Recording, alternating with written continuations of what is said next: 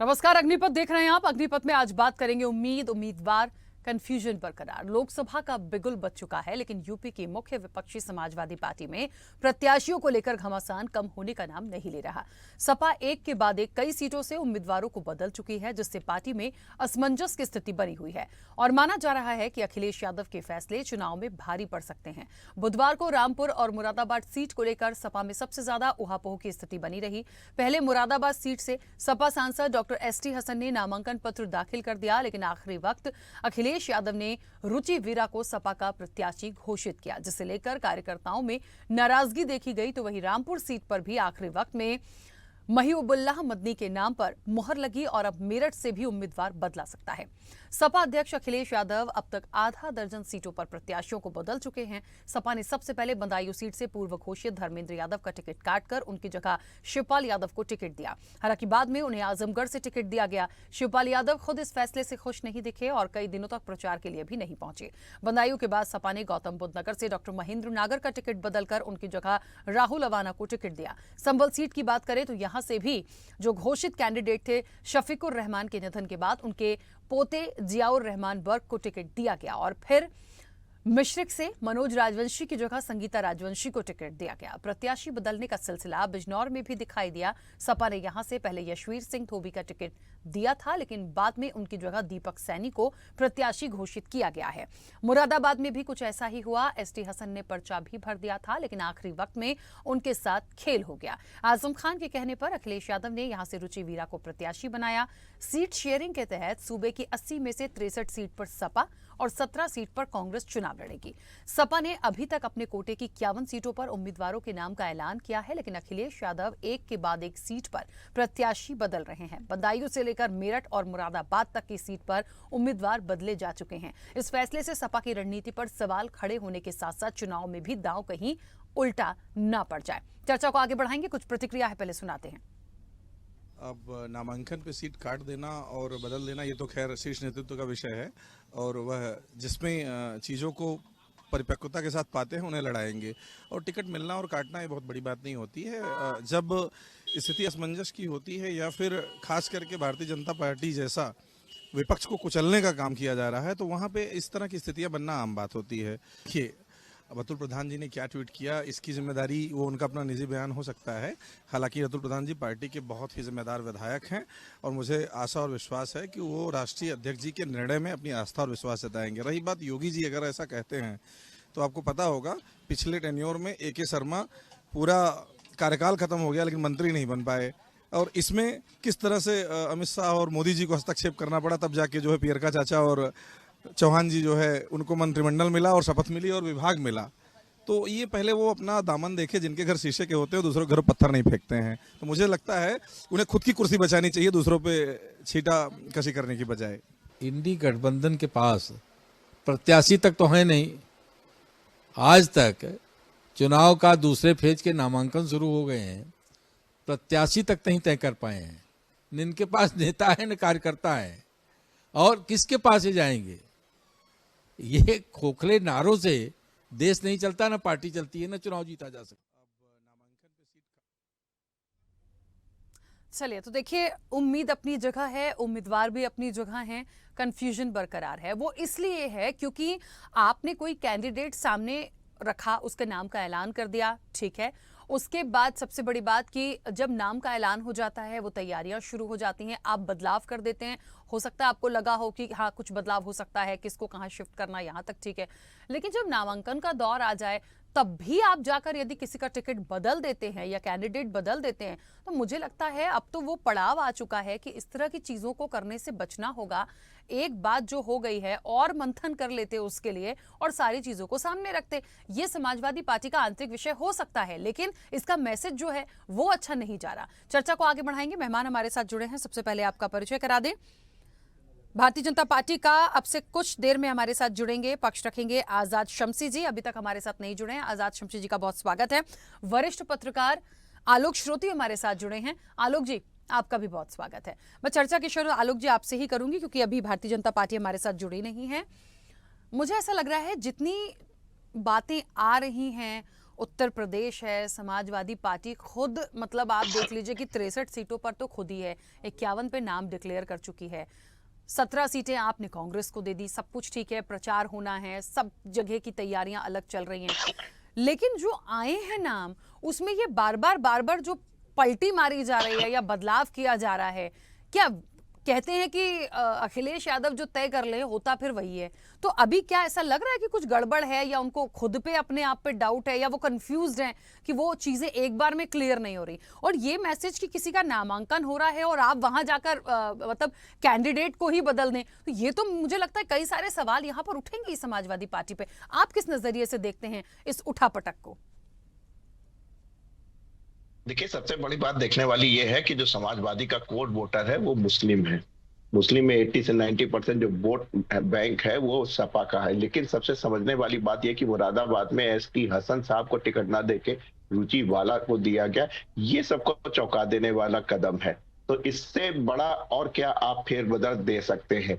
बाकी जहां तक चाचा को ना दे के उनके लड़के को दे देना, या उनके जब अगर कोई नहीं रहता है तो उसके पोते को दे देना, तो ये कोई बड़ी बात नहीं है। लेकिन जिस तरीके से अपने बेसिक विचारधारा को, जो कोर बेटर है उसको, उसका अगर ध्यान नहीं रखा जाएगा तो बहुत बड़ी बात होगी। यही बात सीतापुर जेल से आजम साहब ने कही। आजम साहब का कहने का तरीका बिल्कुल ही अलग है। उन्होंने कहा कि भाई रामपुर से जो है किसी बड़े नेता या स्वयं अखिलेश जी जाके वहां से उनको लड़ना चाहिए। तब आपने देखा कि वहां से जो है एक मुस्लिम कैंडिडेट को आयात करके दिया गया है। तो कुल मिला के देखने वाली बात यह है कि मेरी खुद समझ में नहीं आ रहा। मैंने 1977 में, हालांकि बहुत छोटा था, तब से मैंने राजनीति को देखना और समझना चालू किया है। समझ में बाद में आई, लेकिन जो हमने देखा 1977 और उसके बाद 1985 में इंदिरा गांधी जी की जो हत्या है, उसके बाद जो कांग्रेस की स्थिति देखी उत्तर प्रदेश में, उस समय उत्तराखंड भी था, पूरी की पूरी 85 सीटें जो थी वो विपक्ष को चली गई थी, कांग्रेस को नहीं मिली थी। और ऐसे ही आपने देखा था कि पूरी 85 सीटें सन 1985 में कांग्रेस को मिली थी। तो कुछ उल्टा ही, वैसा ही कुछ अजीब सा मुझे देखने को मिल रहा है जो घटनाक्रम हमारे सामने हो रहे हैं, घटित हो रहे हैं, जिसमें कांग्रेस के उम्मीदवार जो हैं छोड़ के आ रहे हैं। तो कुल मिला के हमको ये देखने को मिल रहा है कि अगर हम बीजेपी की बात करें तो बीजेपी में जिस तरीके की एक धार्मिक जो कि दिखाई नहीं पड़ रही है, जो धार्मिक लहर चल रही है, उसके आगे हमको विपक्ष, चाहे वो सपा का हो चाहे कांग्रेस का हो, दोनों नतमस्तक दिखाई दे रहा है। वो अपने कैंडिडेट्स को नहीं डिसाइड कर पा रहे, जो डिसाइड कर पा रहे हैं उस पर जो है अडिग नहीं रह पा रहे हैं। उनकी समझ में नहीं आ रहा है कि कहां से किसको लड़ाया जाए। ये बात बड़ी असमंजस वाली है, कंफ्यूजन वाली है, डलिमा वाली है। एक तरफ कुआं है, पीछे खाई है। इसको समझना बड़ा मुश्किल है। जब तक बड़े नेता नहीं आते हैं चुनावी मैदान में, तो तब आप जान लीजिए कि जो दिल्ली की सीट है उस पे बसपा के जो रथ है उसको रोक पाना बड़ी मुश्किल है। आप कांग्रेस में देख लीजिए, अमेठी और रायबरेली दोनों सीट्स का अभी तक कोई बात नहीं हो पाई है।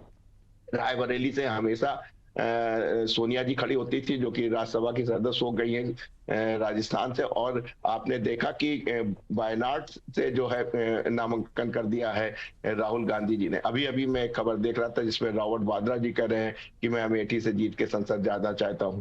तो कुल मिला के जहां सपा की बात करें, चाहे एनडी गठबंधन की बात करें, चाहे आप कांग्रेस की बात करें, वो बहुत बड़ा कंफ्यूजन है। वो किसी की कुछ समझ में नहीं आ रहा कि कौन सा कैंडिडेट कहां से चुनाव लड़ेगा। बिल्कुल। अच्छा, एक बात और भी यहाँ पर है कि रायबरेली और अमेठी का जहां तक जिक्र हुआ, मुझे ये वाकई में बड़ा चौंकाने वाला था कि देखिए मौका दिया जा रहा है कहीं ना कहीं विपक्ष की तरफ से भी कि बोलने का मौका मिल जाए। सबसे बड़ी बात है, एक सवाल मेरे जहन में आया, प्रियंका गांधी क्यों नहीं?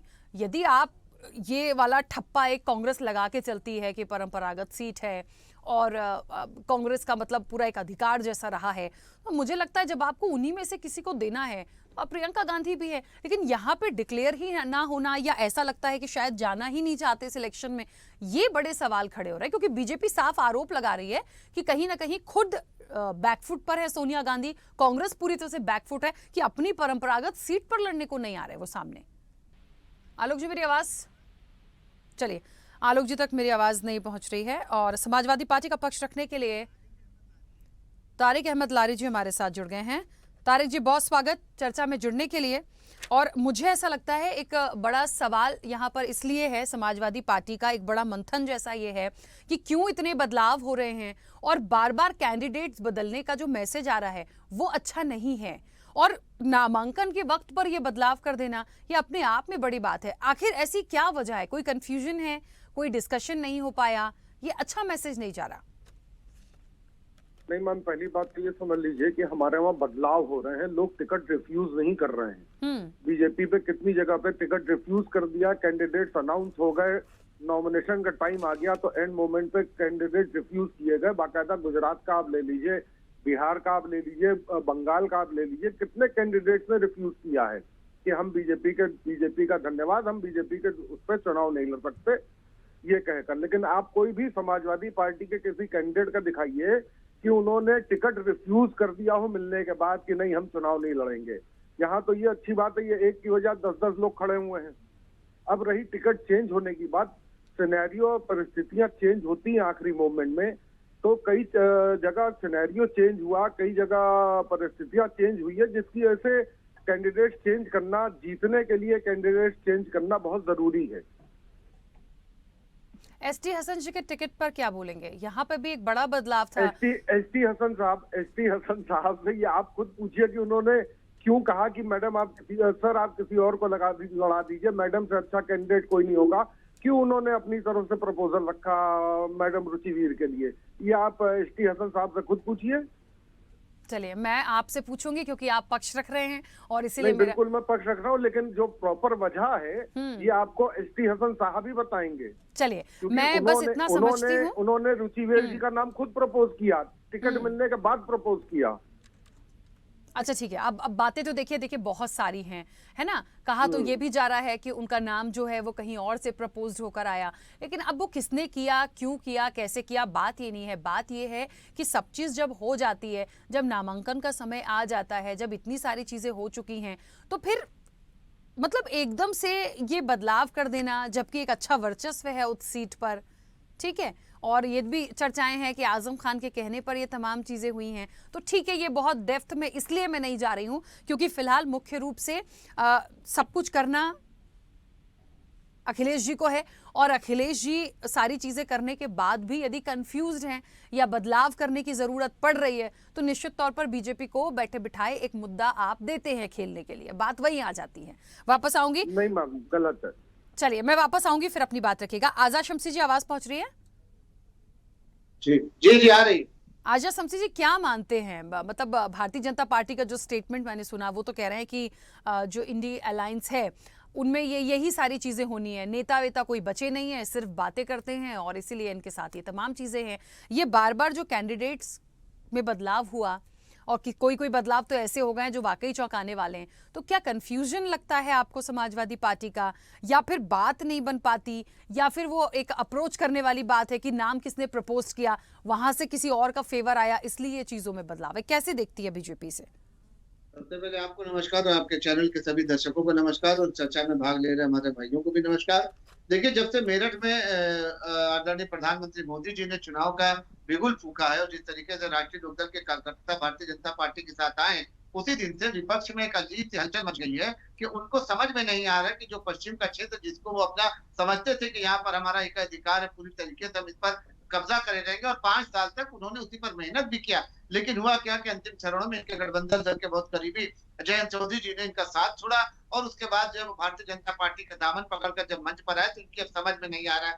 हाल फिलहाल की मजबूरी ये है कि आपने देखा होगा कि जो आजम खान से मिलने के लिए 27 महीने अखिलेश यादव जेल नहीं जाते हैं, लेकिन एक सीट पर मार उनको जब प्रत्याशी घोषित करना होता है तो वो सीतापुर जेल में चले जाते हैं। और एसटी हसन साहब ने बिल्कुल साफ कहा कि एहसान का बदला एहसान था। आजम खान के कहने से हमको टिकट दिया गया है और आजमी खान के कहने से हमारा टिकट काटा गया है। तो ये बिल्कुल साफ है। अब इस पर विपक्ष जो है लिपापोती करती रहे कि नहीं ऐसा है, नहीं वैसा, ये बिल्कुल साफ बयान है और सभी चैनलों पर दिखलाया गया पूरी तरीके से। हाल फिलहाल ये कि देखिए, प्रत्याशी का चयन लोकसभा का चुनाव है, राष्ट्रीयता पर चुनाव, राज्य धर्म पर आधारित है, देश का चुनाव, सबसे बड़ा लोकतंत्र का चुनाव है। इस पर अगर कोई एक ही आदमी चाहे कि 80 सीटों पर हम प्रत्याशी उतार दे तो ये उसके बस की बात नहीं है। इसीलिए भारतीय जनता पार्टी ने 2022 से इस पर तैयारी की, 3 सर्वे कराया, मॉनिटरिंग की, लगातार प्रदेश कार्यालय में बैठक, दिल्ली में बैठक, जिले में बैठक, संगठन की बैठक, कार्यकर्ताओं की बैठक, पन्ना प्रमुख की बैठक, इसी तरीके से करते करते राष्ट्रीय अध्यक्ष से लेकर बूथ अध्यक्ष तक के बीच की बात जब होती, उसके बाद जब सबकी सहमति होती है तब भारतीय जनता पार्टी किसी को अपना प्रत्याशी बनाती है, और जब वो प्रत्याशी भारतीय जनता पार्टी का घोषित किया जाता है तो फिर वो लगता है कि कार्यकर्ताओं में कि अब ये प्रत्याशी जिताओ प्रत्याशी, उसके बाद पूरे कार्यकर्ता अपने जो है आत्मबल के साथ, विश्वास के साथ उसके साथ लग जाते हैं। और भारतीय जनता पार्टी का यही गुरु मंत्र है, यही जीत की सबसे बड़ी वजह है। ये नहीं होता है कि आपने देखा होगा कि समाजवादी पार्टी में अगर टिकट की लिस्ट आई है तो आपने देखा होगा कि प्रदेश कार्यालय में कोई भी बैठक नहीं हुई, टिकट कमेटी इनके यहाँ बनाई नहीं जाती, टिकट किसको देना इनके यहाँ बताया नहीं जाता, एक आदमी ही सिर्फ निर्णय लेता है। ये परिवार चलाना अलग होता है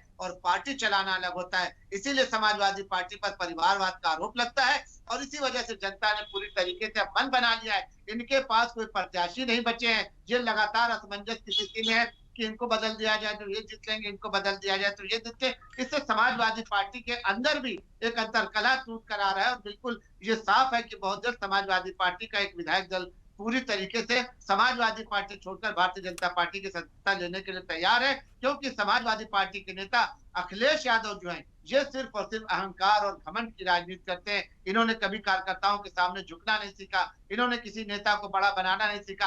प्रेस कॉन्फ्रेंस भी करेंगे तो खुद करेंगे, स्टार प्रचारक भी रहेंगे खुद रहेंगे, मुख्यमंत्री भी बनेंगे तो खुद बनेंगे, राष्ट्रीय अध्यक्ष भी बनेंगे खुद बनेंगे। और सबसे बड़ा मजाक तो इन्होंने तब किया जब अपने ही कार्यकर्ताओं को पैसा देकर, आपने देखा होगा कुछ दिन पहले अपने कार्यालय के बाहर प्रधानमंत्री के रूप में अपना फोटो लगाया। तो क्या ये सारी बातें जनता के बीच में नहीं जाती? जनता के साथ आप उतरने को तैयार नहीं, जनता के मुद्दों को आप उठाने के लिए तैयार नहीं, सिर्फ सोशल मीडिया, टीवी पर, फेसबुक पर, ट्विटर पर आप भारतीय जनता पार्टी का भ्रष्टाचार गिनाते हैं। अरे हिम्मत है तो कम से कम सड़कों पर उतरिए। जिस तरीके से समाजवादी पार्टी की सरकार में हम लोगों ने डंडे खाए हैं, आंसू गैस के गोले का सामना हमने किया है, हजरतगंज से लेकर विधानसभा से लेकर कालीदास मार्च तक जो है मार्च किया, घेराव किया, तब जनता को ये लगा है कि ये जनता के साथ है, जनता इनके साथ है। एयर कंडीशन में बैठकर राजनीति करना और लोकसभा का चुनाव लड़ना ये दोनों अलग अलग चीजें हैं। ये समाजवादी पार्टी को समझना चाहिए। ठीक है, तारिक अहमद लारी जी जवाब भी दे दीजिए। बहुत सारी बातें भारतीय जनता पार्टी की तरफ से आई हैं और वही बात वो भी कहते हैं कि सिर्फ एक ही चेहरा है जो सारी चीजों को लेकर चलता है। अब ठीक है, पार्टी के राष्ट्रीय अध्यक्ष है, कमान उनके हाथ में, उनका अधिकार भी है, लेकिन मैंने कहा ना काम करना, मुद्दे, कैंडिडेट्स बदलना। देखिए बीजेपी फिर वही बात बोल रही है। मैंने कहा ना उनको मौका मिल जाता है, पता नहीं क्यों विपक्ष ऐसा कोई मौका देता है। वो कह रहे हैं कोई होगा तब तो आप लोग बदल बदल के बस ये खेल रहे हैं कि किसको कर दे, इनको कर दे, उनको कर दे, ताकि बस सीट जीतना है जैसे भी करके। मैम जो भारतीय जनता पार्टी के प्रवक्ता है, इनका नाम जान सकता हूँ? आजाद शमसी जी।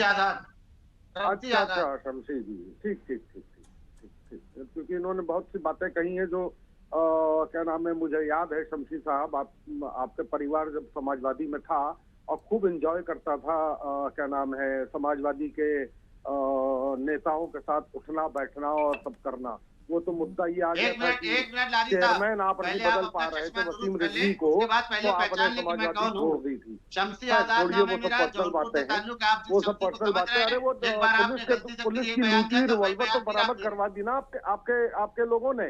मौलाना साहब ने पुलिस की रिवॉल्वर तो बरामद करवा दी ना, याद है ना कैसे लूटी थी, कैसे उस इंस्पेक्टर को मार के लूटा गया था, रिवॉल्वर याद है ना। कई बार मना कर चुका हूं। दूसरी बात ये है, मेरा नाम है और दूसरी बात ये है वक्फ बोर्ड अब लूट रहे हैं काफी अच्छे ढंग से, तो अच्छा लग रहा होगा ना वक्फ बोर्ड को कैसे लूटा जा रहा है। चलिए मैं एक बात बोलूंगी कि व्यक्तिगत मत होइए, व्यक्तिगत झगड़े मत करिए प्लीज। हम जिस मुद्दे पे हैं उस पे बात कर लीजिए। इन्होंने कुछ ज्यादा ही तारीफ की थी तो मैं भी इनकी तारीफ कर रहा हूँ ना, थोड़ी तारीफ तो सुननी चाहिए, आदमी को बीच में पकड़ नहीं करना चाहिए। मैंने बहुत सुना इनका।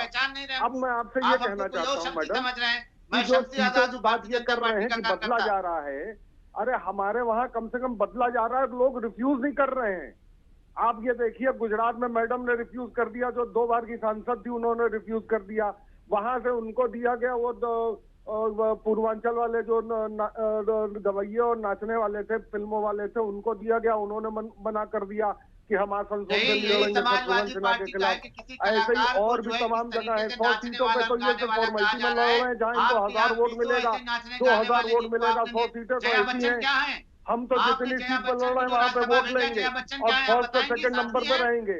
80 में से 60 सीटों पर हम लोग फर्स्ट नंबर पे रहेंगे, ये याद रखिएगा। 20 सीटों पे हो सकता है हम लोग सेकंड नंबर पे रहें, वो भी टफ फाइट के साथ 200-400 वोटों के अंतराल से जीतेंगे, ये जीतेंगे। तो इनको अभी मालूम नहीं है कि क्या कहाँ है। पॉलिटिक्स का पी सीख लें, अभी पैदा हुए हैं, पैदा होकर अभी बैठना तो सीख ले। अभी बिस्तर पर अपने लेटकर होशो-हवास पॉलिटिक्स नहीं को होती कायम है। रखिए, ये मुद्दे पर पॉलिटिक्स बात बिस्तर करिए। पर लेटने जिसके से लिए बुलाया और गया उस पर बोर्ड की बात चोरी करिए। करने से पॉलिटिक्स नहीं होती है। इन लोग की पॉलिटिक्स सिवाय छोड़ के और कहीं नहीं होती है। प्रॉपर्टी लूटनी है और अपने दिमाग को थोड़ा देखिए, संतुलित मुझे- करिए। और यहाँ चैनल पर आपको लोग देख रहे हैं, मुझे ऐसा लग रहा अपने है समाजवादी पार्टी के व्यक्तिगत गुंडा होने टिप्पणी का ना सबूत करें। है। एक ऐसा विषय था जिसमें कहाँ परेशानी आ रही है, क्यों बार बार बदलाव करना पड़ रहा है, हम उस पर बात कर रहे थे। मैम उसी बता रहा मुद्दे हूँ। पर बात करिए। हमारे वहाँ मुद्दे जो पर बात करिए कैंडिडेट कि इन्होंने 80 दिया, सीटों में कोई हम 8 सीट मेरठ ऐसी की बात बता करते दीजिए, हैं। 2 सीट ऐसी मेरठ बता में दीजिए बाद में जिसको समाजवादी पार्टी बाद की में जीतने की ये बदला गारंटी हो। गया कोई क्योंकि वो प्रत्याशी अपना कैंडिडेट ऐसा ने बता कहा कि दीजिए यहाँ कि पे आज की कुछ डेट लोग में वो सपोर्ट जीत रहा नहीं हो। कर रहे हैं। है कोई प्रत्याशी आपके पास? कोई नहीं, क्योंकि ये ठीक है, क्षेत्र का चुनाव चलिए। नहीं तो है, ऐसे ये आदमी को देश किया का गया चुनाव ठीक है। है, एक मिनट, आलोक जी को अपनी बात रखने दीजिएगा। ठीक है, चलिए। आजाद शमशी और तारिक अहमद लारी जी, प्लीज, मैं 1 मिनट आप दोनों को रोक रही हूँ। आलोक जी, आरोप प्रत्यारोप हैं, वार पलटवार है, वो होगा, इलेक्शन है, तमाम चीजें आनी हैं। लेकिन आपके नजरिए से, जैसे आपने भी कहा था कि वाकई में बहुत सारी चीजों पे बदलाव चौंकाने वाले हैं, लेकिन क्या इसका बहुत ज्यादा एक प्रभाव देखें तो कितना पड़ेगा? क्या ये मैसेज किस तरह से इसको पब्लिक ले सकती है, या फिर वाकई में ये एक मंथन का विषय है, बहुत ज्यादा एक असमंजस की स्थिति है कि इसको रखें या उसको रखें, कैसे भी करके वो सीट तो निकालनी है। तो इस चक्कर में क्या इस एंड मोमेंट तक यही करते रहेंगे? तो प्रचार और मुद्दों की बात कब होगी, ये भी तो देखना होगा। बिल्कुल आप ठीक कह रही हैं कि जो परिस्थिति इस समय विपक्ष की चल रही है बहुत ही बहुत ही लंबे समय से चल रहा है और उसकी समझ में नहीं आ रहा है। देखिए, जरा सी सपा ने गलती की और जो मुरादाबाद का जो उनका कैंडिडेट्स थे उसको है, उसकी जो फील्ड खाली हुई है, जो पोजीशन खाली हुई, ओबीसी साहब की एंट्री हो। और आपने देखा जिस तरीके से पल्लवी पटेल जी ने ओबीसी जी के हाथ मिलाया है और इस तरीके से जो एक मुहिम लेके पीडीए का चल रहा था, सपा बहुत अच्छी तरीके से आगे बढ़ रहा था। लेकिन अंतिम समय में आपने देखा कि जिस तरीके से एनडीए गठबंधन से कांग्रेस से गठबंधन होने में काफी समय लग गया और साथ में आपने देखा कि मायावती जी का इंतजार करते रहे और अंत तक मायावती जी ने गठबंधन में शामिल नहीं हुई, जिसका पूरा फायदा जो है बीजेपी को मिलता नजर आ रहा है। सबने जानते हैं कि मायावती जी के पास जो अपना वोट बैंक था जो कि होता हुआ चला आ रहा था, पिछली बार उसने सपा के साथ हाथ मिलाया था, 10 सांसद भी उन्होंने जीते हुए थे। और ऐसी स्थिति में आप देख रही हैं कि जो 10% वोटों की जब हम लोग एनालिसिस करते हैं, सेफोलॉजी करते हैं, तो सपा के जो कैंडिडेट्स को जो 10% वोट पिछले से ज्यादा मिले थे, वो साफ नजर आ रहा था कि बसपा से ट्रांसफर हुए थे।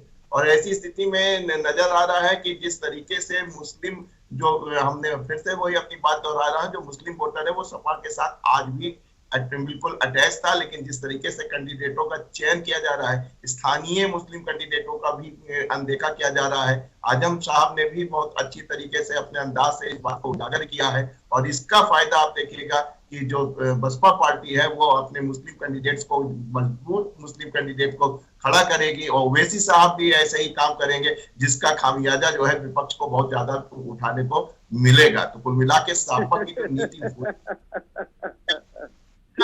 पहनापन दिखाई पड़ रहा है कि पहले मुलायम सिंह जी के जमाने में दिखाई पड़ता था, वो लीक से हटके काम करते थे और जो भी काम करते थे वो बहुत ही मजबूती से करते थे और उनकी बात को लोग मानते भी थे, जनता भी मानती थी, उनके वोटर्स भी मानते थे और उनके कैंडिडेट्स भी मानते थे। वो चीज अभी इस बार जो है वो पहनापन, वो साथ में सभी सपा पार्टी में जो दिखनी चाहिए थे, जो कि उत्तर प्रदेश का मुख्य विपक्षी दल है जिसके पास 100 से ज्यादा विधायक, लेकिन जो तेजा दिखाने की जानी थी इस चुनाव के अंदर, वो चीज अभी देखने को नहीं मिल रही है, जिसका जो है लोकतांत्रिक व्यवस्था के अंदर जो कहते हैं हम लोग कि अच्छी मजबूत लोकतंत्र के लिए एक मजबूत विपक्ष का होना जरूरी है, वो कमी हम लोग को उत्तर प्रदेश में देखने को मिल रही है। ठीक है, चलिए, मुझे लगता है आलोक जी इन सारी बातों पर विराम भी तब लग जाएगा, मेरे ख्याल से वोटिंग भी होनी है, नतीजे भी आ जाएंगे। लेकिन हाँ, ये जो बार बार बदलाव हो रहा है कहीं ना कहीं चर्चा का विषय बनता है कि आखिर चल क्या रहा है। देखते हैं, बहुत जल्दी स्थिति भी स्पष्ट होगी। समय हो गया, आप सभी का बहुत शुक्रिया